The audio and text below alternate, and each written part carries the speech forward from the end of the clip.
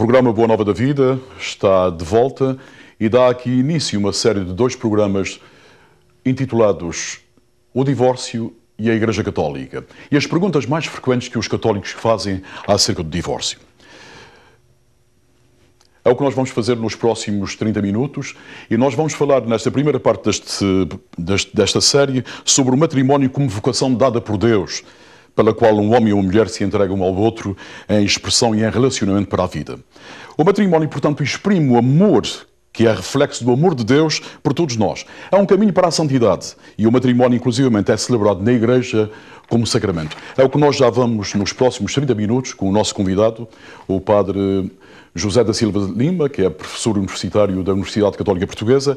Nós vamos falar convosco sobre este problema muito cadente e muito importante para a sociedade dos nossos dias.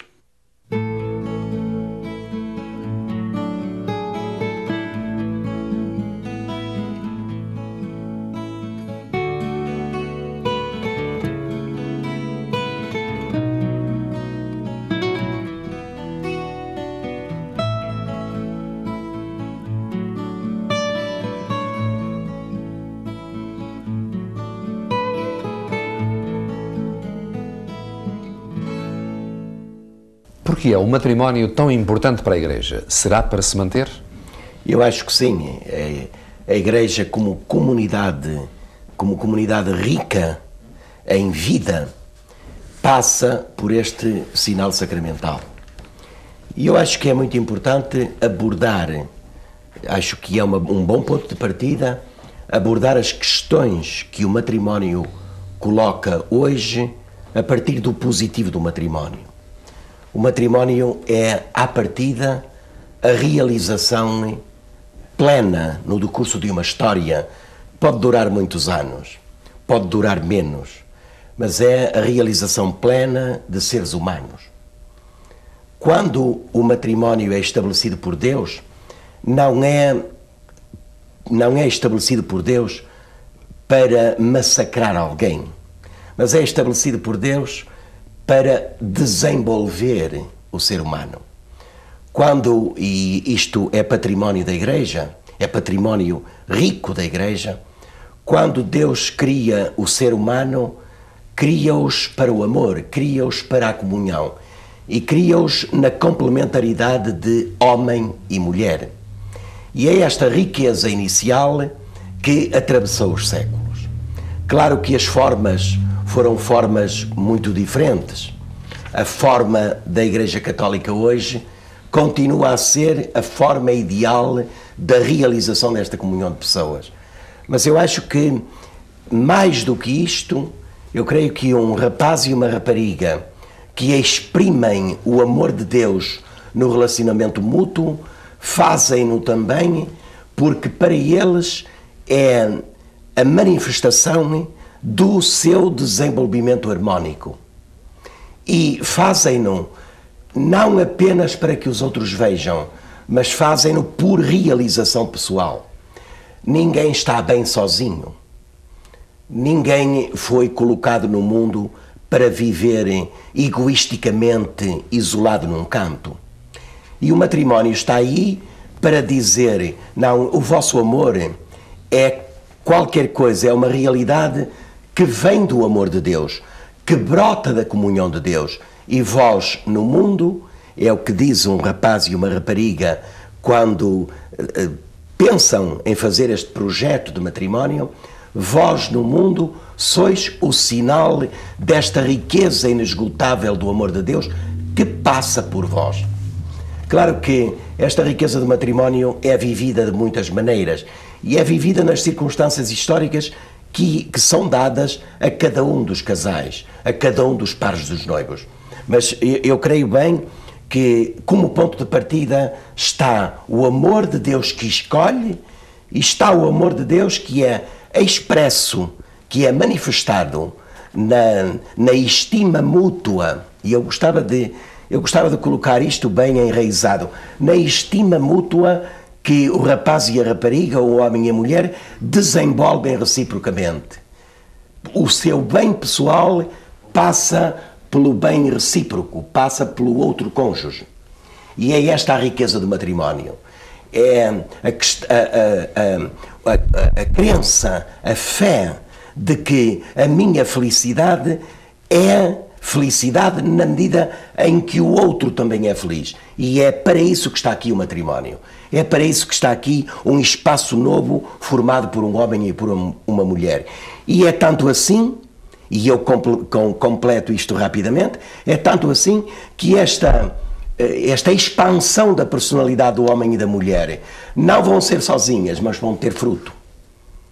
Eu escolhi-vos para que vocês possam desenvolver-se mutuamente na estima mútua, e essa estima mútua vai ter frutos. Vós dais frutos, e esses frutos são como uma espécie da criação de Deus que continua. É esta a riqueza do matrimónio. É por aqui que passa este bem da Igreja. E hoje, como vós sabeis, hoje estes aspectos da riqueza, quer a fecundidade, quer a estima mútua, quer o reflexo do amor de Deus que está como primeiro, estas coisas nem sempre são pensadas antes, nem sempre são compreendidas antes, nem sempre são, digamos, estimadas como valores. A sociedade hoje não é propriamente uma sociedade que estime imenso o matrimónio. E é por isso que a Igreja está para continuar a levar por diante este ideal. Não como qualquer coisa que é um fardo. Há momentos a palavra não me vinha. Fardo ou uma carga. Ninguém se une com a outra pessoa para levar uma carga toda a vida. Mas quem se une com o outro é para fazer com o outro uma história de amor e, por isso, uma história de desenvolvimento da ternura pessoal e da convivência recíproca. Portanto, o matrimónio não nasceu de uma convenção social ou, inclusivamente, de uma convenção eclesial. Exatamente. Mas nasceu da própria natureza do homem e da mulher, tal como foram criados. Exatamente. Para um relacionamento e para se completarem um no outro. Exatamente. Exato. João, tu como homem casado, eu faço-te uma pergunta que eu acho que é muito importante.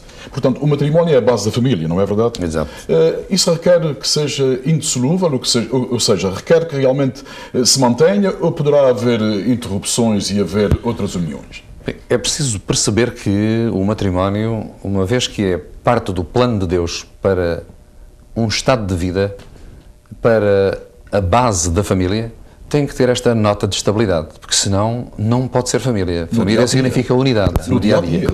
Claro que isto pressupõe que os problemas que naturalmente surgem, porque somos humanos, que têm que ser encarados e fortalecidos e refletidos e ultrapassados pela força que é a força espiritual. O matrimónio é tanto mais comunidade de amor, quanto mais os cônjuges, quanto mais o homem e a mulher, o rapaz e a rapariga, se são mais novos, quanto mais são capazes de ultrapassar os erros da vida.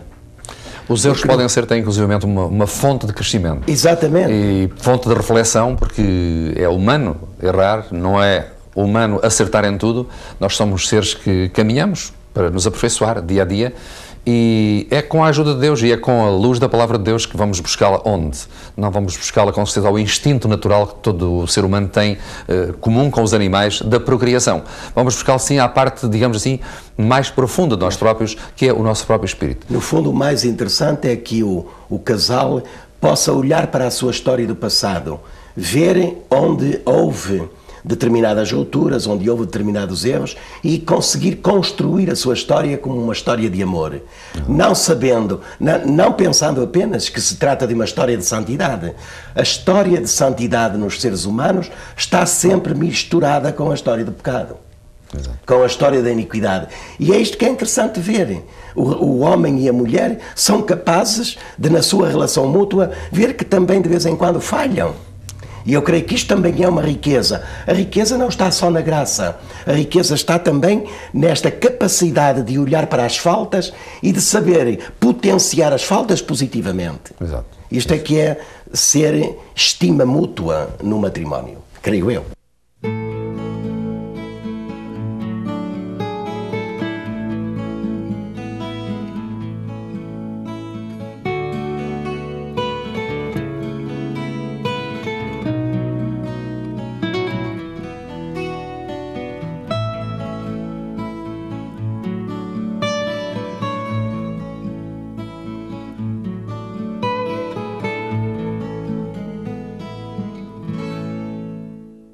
realidade sacramental entre o homem e a mulher realiza-se precisamente no momento em que os dois dão o seu sim. Eu te recebo, prometo-te. E então vem uma série de requisitos. Prometo fidelidade na alegria, na tristeza, na saúde e na doença, por toda a nossa vida. E é aí precisamente que se dá aquilo que nós podemos chamar o milagre. A realidade sacramental entra na vida dos batizados, que se comprometem um com o outro. E é a partir daí que nós vamos continuar o nosso diálogo, a nossa reflexão, precisamente sobre as palavras de Jesus Cristo. Porque o casal nada mais, nada menos faz. Um casal cristão, consciente, amadurecido na sua fé, nada mais faz senão ir ao encontro da realidade que Cristo deu à realidade sacramental. Cristo não é que fundou o sacramento de matrimónio. Cristo não é que, aliás, não é que uniu o homem e a mulher. A união do homem e da mulher vem da criação. Ele simplesmente santificou esta união original, que vem de origem. E então, Cristo diz, não separa o homem o que Deus uniu. São as palavras reais que o homem dirige à esposa e a esposa dirige ao marido, não é verdade? E isto exatamente num contexto, e disse-o bem, num contexto em que os fariseus lhe perguntam se seria ou não permitido dar um libelo de separação quando as coisas não correm bem, como estava na lei de Moisés. E Jesus lembra-lhes a criação. No princípio Deus criou-os homem e mulher e criou-os para não se separarem. Criou-os para serem uma só carne. Ora, o homem e a mulher que se preparam para o matrimónio, isto é, para uma história longa de estima mútua e de reflexo do amor de Deus neles, devem, à partida, conhecer que estão vocacionados um para o outro para fundarem uma comunidade de vida. Ninguém se compromete com alguma coisa que não conhece. Este, creio eu, ou esta, é uma das condições essenciais do matrimónio cristão. E daí todo o desenvolvimento pastoral nas comunidades eclesiais para que os jovens noivos possam abrir o seu conhecimento sobre as finalidades do matrimónio, sobre o compromisso mútuo que vão assumir, sobre o que significa a celebração que vão fazer, porque o mais interessante é que na celebração matrimonial, como vocês sabem, não há outros presidentes. Quem presida a celebração matrimonial é o noivo e a noiva. E presidem desde o princípio. O senhor padre que ali está, ou o ministro, que pode ser também um diácono, está ali para quê? Para abençoar, não para presidir. O senhor padre preside, sim, ao sacramento da Eucaristia, que muitas vezes é também o lugar onde o sacramento do matrimónio é celebrado. Mas quem preside ao sacramento do matrimónio, a este contrato que fica para sempre, é o homem e a mulher. São eles os presidentes. E isso, para isso, é muito importante que as pessoas vejam, é como quando se chega a um registro civil, ou quando se chega a uma câmara para assinar um contrato. Para assinar um contrato é necessário saber quais são as cláusulas do contrato. O rapaz e a rapariga, o homem e a mulher, devem, pois, e fazem isso na igreja, devem preparar-se para saber quais são as cláusulas, devem conhecer as finalidades e também, estão a ver, devem saber que não é qualquer coisa, se pedem a bênção de Deus para um projeto, pedem a bênção de Deus para um projeto indissolúvel e para um projeto de união. Isto é um com o outro, indissoluvelmente. Algumas vezes a palavra é cara demais. Dizem indissolúvel, o que é que significa isto? Tem solução, não tem solução? Não, indissolúvel significa que é para toda a vida. Que a pessoa, rapaz e rapariga, se comprometem num contrato, assinam-no e presidem a esta assinatura, e tanto é assim que no fim de presidirem ao seu sacramento e de darem as mãos, e como dizia o Padre Gastão, de serem capazes de se receber mutuamente, eles também vão assinar o registro do matrimónio. Claro, isto estamos a falar de duas pessoas que são conscientes, duas pessoas que são maduras, amadurecidas psicologicamente, duas pessoas que estão preparadas, duas pessoas, portanto, que estão aptas a encarar. Eu penso que essa é a palavra-chave, preparadas. Preparadas. Há bocadinho gostei de ouvir o Padre José de Lima referir que são o homem e a mulher que presidem.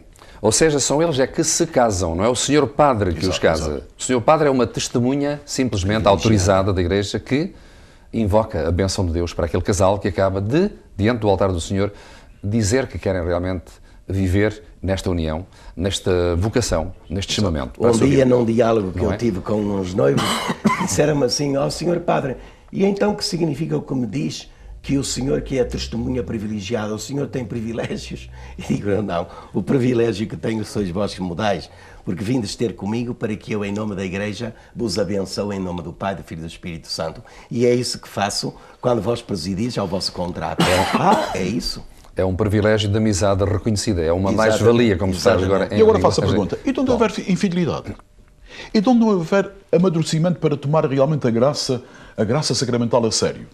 Qual é a primeira via que a Igreja dá para este casal que entra em dificuldade? O primeiro passo a dar é lá. Nós temos 2 cadeiras em casa. Temos 2 sofás em casa.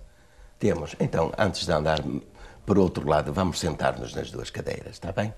Ou até podemos sentar-nos os 2 numa só. Está bem, quentinhos, um ao lado do outro. E vamos conversar. Porquê é que isto não está a dar? Porquê é que a nossa relação não está a ser uma relação de ternura? Porque algumas vezes, porquê é que nós agora temos filhos? Houve frutos do nosso amor. Porquê é que estes frutos do nosso amor estão a ser para nós, de certa maneira, aquilo que ainda nos guarda unidos? Mas o nosso coração já está longe um do outro. Vamos conversar sobre isso. Portanto, e as cadeiras são para se gastarem nessa conversa. 2 pessoas que são cristãs, que estão unidas em Jesus Cristo, devem precisamente entrar na reconciliação. Exatamente. É essa Deve ser o primeiro passo. Exatamente. O primeiro passo. Antes de entrarem numa separação, que até nós vamos continuar a falar, e muitas vezes não há outra porta senão a separação, deve primeiramente haver a reconciliação. A tentativa de reconciliação. E até inclusive o aconselhamento, não é verdade? Eu penso que esta reflexão toda que estamos a fazer é extremamente importante e tem o seu lugar, mas talvez não fosse uma má ideia se nós recuássemos apenas um passozinho antes e falássemos um bocadinho sobre a importância da preparação. É que, na realidade, esta vocação a ser chefe de família, ser marido ou mulher, ser pai ou mãe, a vocação da maternidade e da paternidade estão entregues normalmente a amadores. Não quer dizer que depois da preparação as pessoas fiquem profissionais, mas ficam pelo menos com uma preparação mais clara, mais esclarecidos daquilo que deve ser. Daí a preparação para o matrimónio. Há pessoas que acham um peso, um fardo, ter que ir aquelas semanas ou meses frequentar um curso de preparação. O que é que o padre sabe disto ou o que é que estas pessoas sabem? Aliás, estas equipas são feitas normalmente por leigos e pessoas competentes, cada uma, portanto, dentro da sua especialidade e do seu campo, em que são peritos nesse assunto. Mas a importância realmente da preparação. Nós preparamos uma viagem que pode demorar uma semana ou um mês ou 2. E não preparamos uma viagem que vai durar anos, vai durar uma vida e que nos projeta para a vida que não acaba. E isso implica o que estávamos a dizer, quer dizer, antes de pensar em alguma ruptura, é necessário ver qual é o itinerário da viagem que estamos a fazer. E, portanto, a temática da reconciliação tem de ser uma temática de eleição no casal, antes de tudo o resto.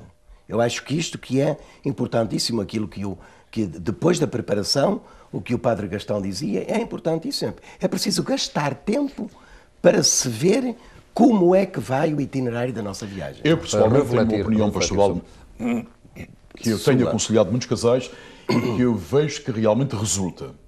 Se realmente são 2 pessoas que se vieram matrimoniar-se, que vieram receber o sacramento de matrimónio, não é necessário que eles recebam toda a preparação até o momento de se casarem. Claro. É necessário que eles se sintam atraídos e conscientes que é preciso continuar a virem à comunidade, a enriquecerem-se dos conhecimentos da Palavra de Deus para o matrimónio, a pertencerem a grupos de casados que se vão enriquecendo e que se vão ajudando mutuamente, até inclusive fortalecerem bem a sua fé, que é um contributo muito importante para a sua união sacramental. Perfeito. Porque nós não estamos aqui a falar simplesmente de homens e mulheres que foram receber um papel ou que foram pronto um juiz da paz e se unirem. Nós estamos aqui a falar de homens e mulheres que são batizados em Jesus Cristo, que vivem como membros da Igreja, que vivem como membros de Jesus Cristo e que receberam um sacramento de igreja importantíssimo, que é o sacramento que está ao serviço da vida. Portanto, dar sua preparação muito exímia antes e depois deixá-los à deriva meus amigos. A preparação é um ato contínuo, é um ato que dura. É um ato contínuo. Portanto, este ato contínuo é um contínuo namorar, é um contínuo namoro que vai continuando precisamente com o desenrolar da vida, porque se vem à igreja no dia do casamento e se depois abandonam a prática da fé, o que é que estão à espera? Exatamente, tudo vai desmoronar mais cedo ou mais tarde. É o que já vamos continuar a falar convosco e já voltamos.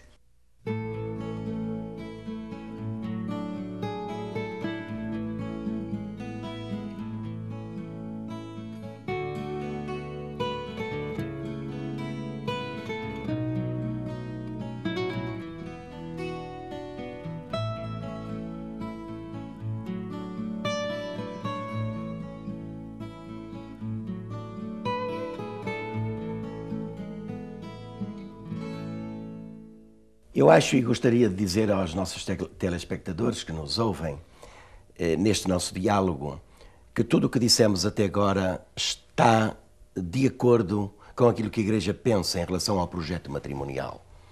Há um novo elemento que me parece que deve jogar com estes todos. É que o projeto matrimonial de um homem e de uma mulher, e eu acho bem dizer projeto, é qualquer coisa que se vai amadurecendo, é qualquer coisa que se vai fazendo todos os dias. Não é qualquer coisa que se recebe e acabou, mas é qualquer coisa que se constrói diariamente. Ora, esta construção do projeto passa pela fecundidade. E pode acontecer que este projeto seja, de certa maneira, defeituoso à partida, quando ou não há conhecimento, o que é difícil, mas pode não haver conhecimento de uma finalidade que é o fruto do amor entre homem e mulher. Pode não haver. E eu creio que há, normalmente. As pessoas, a partir dos 16 anos, estão apropriadamente dispostas para saberem que do relacionamento recíproco entre o homem e a mulher pode haver um fruto do amor. Mas pode acontecer que antes de fazerem o seu pacto matrimonial, antes de se receberem e de se prometerem fidelidade para sempre, na alegria, na tristeza, na saúde e na doença, pode acontecer que haja um fechar esta possibilidade. Se há um fechar esta possibilidade, o projeto é um projeto que não tem todas as condições de matrimónio cristão. E então é caso para se perguntar, poderá a Igreja declarar que o matrimónio é nulo? Poderá a Igreja declarar a este casal, sim, de acordo com o processo que nós já falaremos, de que de facto o matrimónio foi inválido? Por outra palavra, será que a Igreja dá divórcio? Claro, como sabem, o divórcio não é próprio da Igreja Católica. Exatamente. O divórcio é próprio de uma legislação civil. Será que a Igreja dá anulação? Agora, esta questão sim, esta questão é uma questão eclesiástica. Alguns dizem anulação, eu gosto mais de olhar para o direito canónico e de o dizer de uma forma precisa. Claro, exato. Que é, o que a Igreja faz é darem às pessoas a possibilidade de percorrerem o itinerário do seu projeto e ver se as condições requeridas estavam de facto presentes na celebração. Isto é, a Igreja procura abrir um processo que pode chegar à declaração de nulidade. Isto é, não houve celebração de matrimónio. No princípio.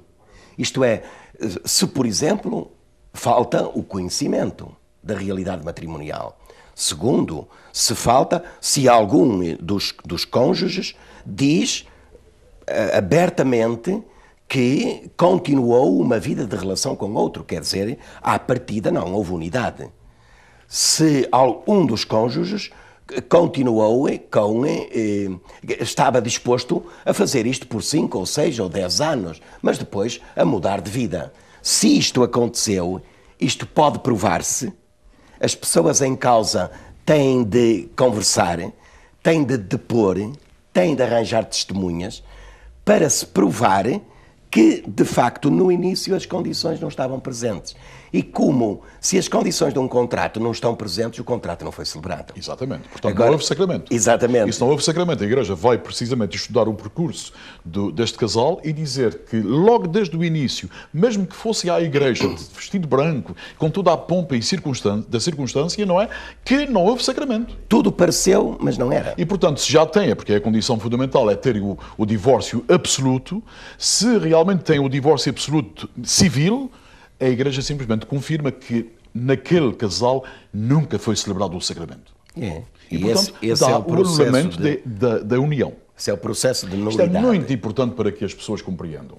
Porque há muita gente que vive amargurada e que eu creio que através deste programa podem ir alcançar uma nova liberdade, que é precisamente chegarem junto da paróquia, junto do seu parco, apresentarem o problema, há um processo com um questionário e aí entrarem no processo de anulamento que é feito através da paróquia ao Tribunal Eclesiástico. E para já seria até bom dizer, por qual é a razão que a Igreja tem um Tribunal Eclesiástico? Exatamente, não é só para isto, mas também para isto. Mas também para isto. A Igreja é um mistério de comunhão, mas como mistério de comunhão tem uma visibilidade. Exato. Tem uma estrutura societal, vive em sociedade, tem as suas leis. E o Tribunal Eclesiástico está para ver até que ponto há ou não cumprimento das leis nesta matéria e naquela matéria. Em matéria matrimonial, o processo de nulidade é exatamente o processo de averiguação desta possibilidade de haver ou não a lei que foi cumprida ou não foi cumprida.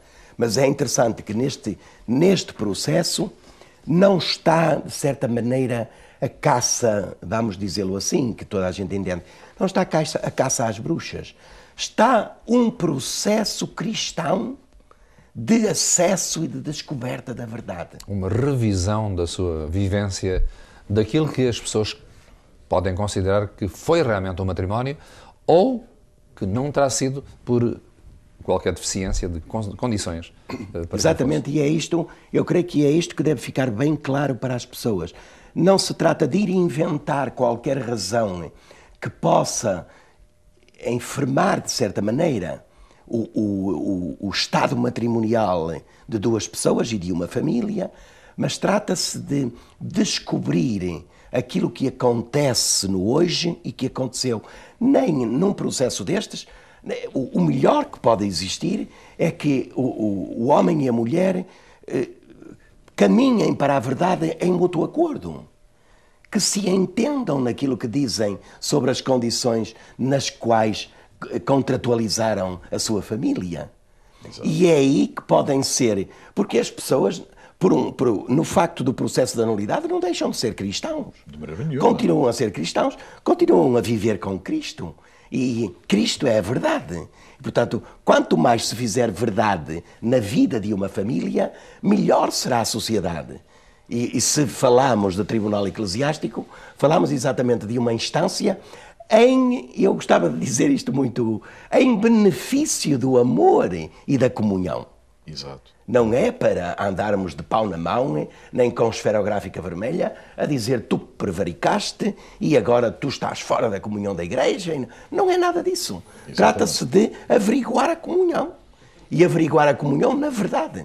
Portanto, se o Tribunal Eclesiástico, se o Tribunal da Igreja constatar que, apesar de ter havido cerimónia religiosa e estarem presentes muitos dos requisitos do matrimónio, não se verificou um matrimónio completo. Não se verificou um matrimónio que realmente tinha todas as condições de ser sacramento. E então o Tribunal pode emitir uma declaração de que, de facto, a pessoa é livre para casar. É livre para casar, sim. Isto é muito importante, porque aqui é que está a grande dificuldade de muita gente entender. Mas será que a Igreja dá divórcio? Não dá divórcio. A Igreja simplesmente vai estudar o comportamento deste casal na vida passada, no seu roteiro de vida, e então ver se houve sacramento. E não havendo sacramento, liberta a pessoa. Liberta a pessoa. Liberta as pessoas. E a liberdade torna a verdade pessoal e uma realidade. E deixa-me dizer, e o Padre Zé de Lima sabe muitíssimo bem pela sua experiência de professor e de pastoral também, e o João Coelho pela sua vivência cristã e como homem casado e que vive integrado numa comunidade cristã, que o grande impedimento dos nossos dias, e que é o grande requisito que a Igreja analisa, é se houve realmente condições psicológicas. Se houve realmente A a maturidade. maturidade para se receber o sacramento do matrimónio. É isso. Bem, meus amigos, é pena, chegamos ao fim. Infelizmente, havia muito mais a dizer, mas nós vamos completar aquilo que nós tínhamos para dizer nesta primeira parte, na segunda parte desta série de 2 programas sobre o divórcio e a Igreja Católica e as perguntas mais frequentes que os cristãos, que os católicos fazem à Igreja. E esperamos que este programa tenha sido um benefício de esclarecimento para muitos de vós, principalmente para vos libertar no grande amor que Deus tem por todos nós, que é manifesto na sua Igreja.